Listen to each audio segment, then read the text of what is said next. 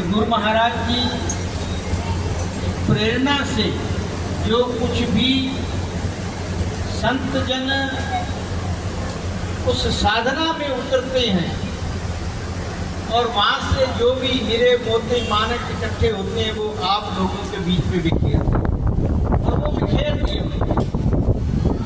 अब कोई कहने को शेष नहीं रह गया, तो हम केवल इतना ही कहेंगे कि सतगुरुदेव भगवान सबको समर्थ दें, शक्ति दें कि आप भजन सिमरन और सेवा में लग करके अपने जीवन को सार्थक करें।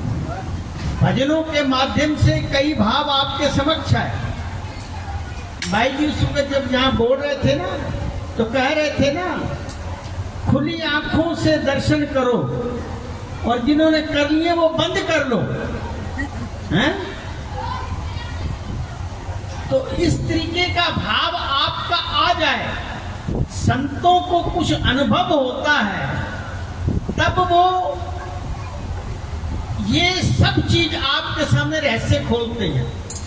और उन रहस्यों में होता क्या है, शब्द बहुत वो सीमित होते हैं और उसका अर्थ असीमित होता है। इसमें आप जितना भी एकाग्रचित्त होकर के उसको प्रचिंतन करेंगे, आप भी उतनी गहराई में उतरेंगे। और जितना भी कम बोलेंगे, जितना भी मौन रखेंगे, आप देखेंगे कि आपको कितनी ऊर्जा मिलती है। किसी भी प्रकार की आपकी कोई भी संसारिक हो, आध्यात्मिक हो, साधना की हो, परिवार की उलझन हो, सबका निराकरण आपको उस मौन में मिलेगा, उसमें ऊर्जा मिलेगी, उसमें से एक रास्ता मिलेगा आपको कि मैंने आगे कैसे क्या करना है।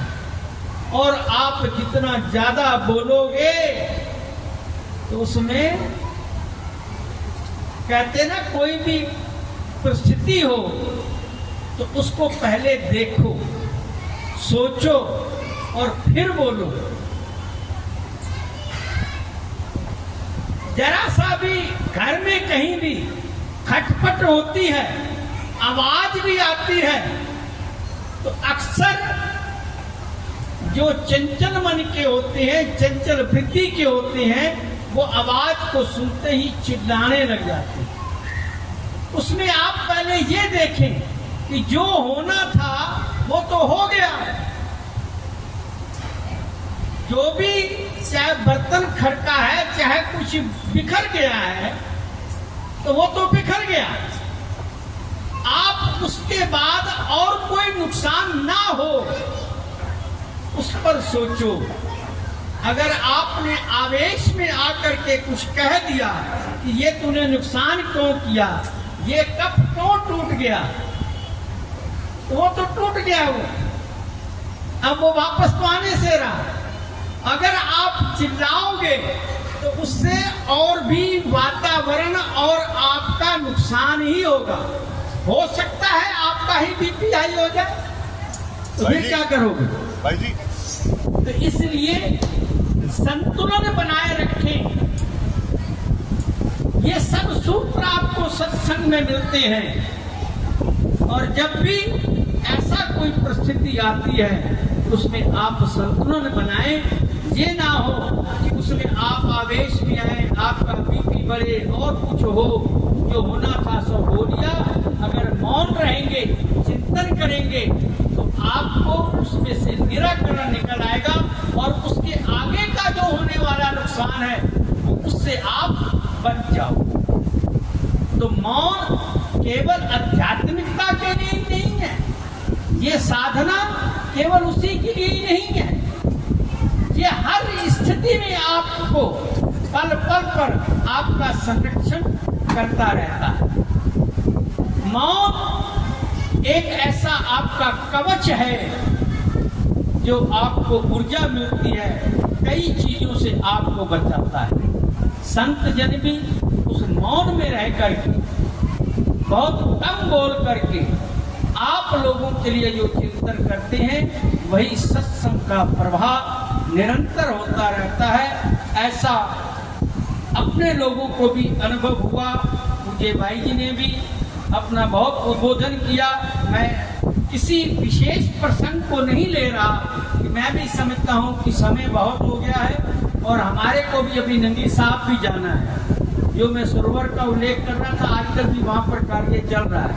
मेरी अक्सर ये इच्छा रहती है कि मैं प्रातः काल सारे कार्य को देख करके निकलूं और सायंकालीन जब मिस्त्री हो उसके जाने से पहले पहले मैं साइड पर पहुंच जाऊं। उधर कृषि फार्म में भी कार्य चल रहा है, उधर बड़े लंगर में भी चल रहा है और उधर सरोवर पर भी चल रहा है। ये सारे सेवा के प्रकल्प निरंतर चल रहे हैं। किसी चीज की आवश्यकता हो, कुछ हो तो वो सारे योग को देखने से पता चलता है। तो इसलिए आज अपने जीवन में आप ये उतारें कि गुरु घर की सेवा में निरंतर आप लगे रहें और उसी से आपको प्रेरणा भी मिलेगी, उत्साह भी मिलेगा और आपका मन भजन साधना और गुरु महाराज जी के प्रति निरंतर आकर्षण की ओर भी आपका मन आपको लेकर के जाएगा। मन जहाँ कहते हैं ना कि ये बड़ा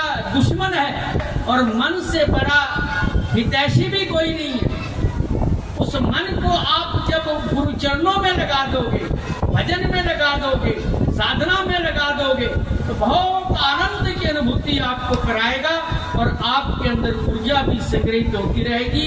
उसी ऊर्जा के साथ आप अपने जीवन के व्यवहार को और अपनी साधना को और अपनी सेवा में लगा करके अपने जीवन को सार्थक करते रहें। मैं पूज्य भाई जी के चरणों में आज शस्त्र नमन करते हुए अपनी भावांजलि पुष्पांजलि यही समर्पित करते हैं कि वो सबको समर्थ दें, शक्ति दें। इस तरीके से वह अपना बहुत शांत चित्त, सरल चित्त रह करके निरंतर भजन अभ्यास में लगे रहें। आपको भी वो समर्थ दे कि आप भी उसी तरीके से भजन सिमरन में लग करके अपने जीवन को सार्थक करते रहे। बोलो सच्चिदानंद भगवान की जय।